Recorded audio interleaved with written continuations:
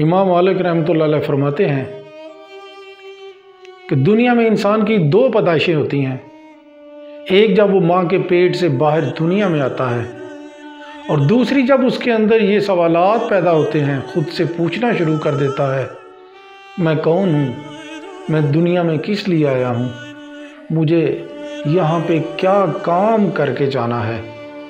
جب اس طرح کے سوالات پیدا ہوتے ہیں تو دراصل بقول امام مالک رحمۃ اللہ علیہ یہ اس کی دوسری پیدائش ہوتی ہے۔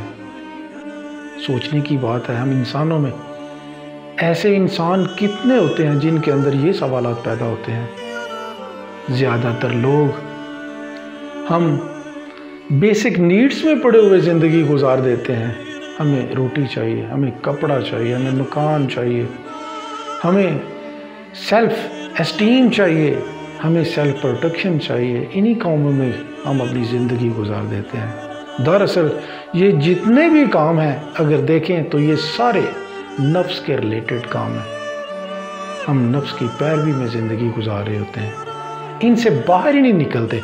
جب اس دائرے سے باہر ہم نکلتے ہیں تو ہمارا واسطہ اس طرح کے سوالات سے پڑتا ہے۔ ہماری زندگی کا مقصد کیا ہے؟ ہم دنیا میں کس لیے آئے ہیں؟ ہمیں یہاں پہ کیا کام کر کے واپس جانا ہے؟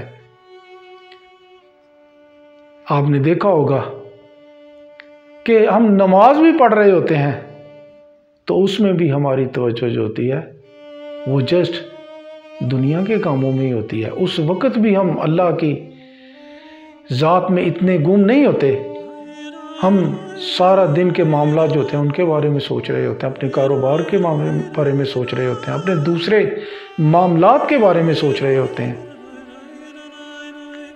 آپ نے وہ واقعہ سنا ہوگا، ایک بندہ رستے میں بیٹھا ہوا تھا، اندھا تھا اور ایک ہی رٹ لگائے ہوئے تھا، یا اللہ مجھے آنکھیں دے دو۔ ساتھ سارا لا رہا ہوتا تھا کہ یا اللہ مجھے آنکھیں دے دو، مجھے آنکھیں دے دو۔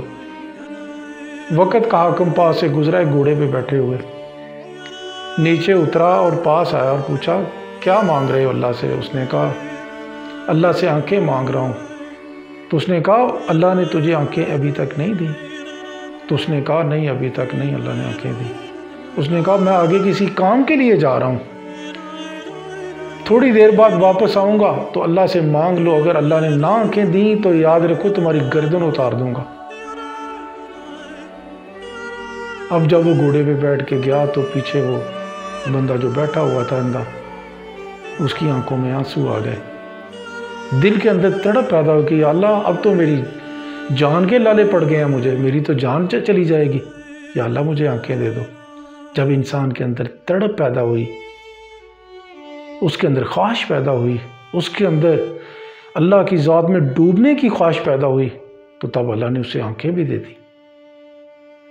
ہم انسان جو ہیں زیادہ تر اپنی زندگی جو ہے دنیاوی کاموں میں اسی طرح گزار دیتے ہیں۔ یہ سارے کام جو ہیں جسٹ وہ ایک زندگی گزارنے کے لیے ہوتے ہیں، لیکن زندگی کا جو مین مقصد ہوتا ہے وہی رہ جاتا ہے۔ اب سوال پیدا ہوتا ہے کہ ہمارے اندر یہ جو سیلف ایکچولائزیشن ہے، اس طرح کے سوالات کا جو جواب ہے یا اس طرح کے جو سوالات ہیں کیسے پیدا ہوں گے؟ ہم کیسے زندگی میں سیریس ہوں گے؟ کیسے اس کی طرف آئیں گے؟ یاد رکھیں، ایک دفعہ واصف علی واصف صاحب کے ساتھ پاس ایک بندہ آیا اور پوچھا حضور ایک سوال پوچھنا چاہتا ہوں، میری زندگی کا مقصد کیا ہے؟ میں دنیا میں کس لیے آیا ہوں؟ مجھے یہاں پہ کیا چیز پرفارم کرنی ہے اور واپس جانا ہے؟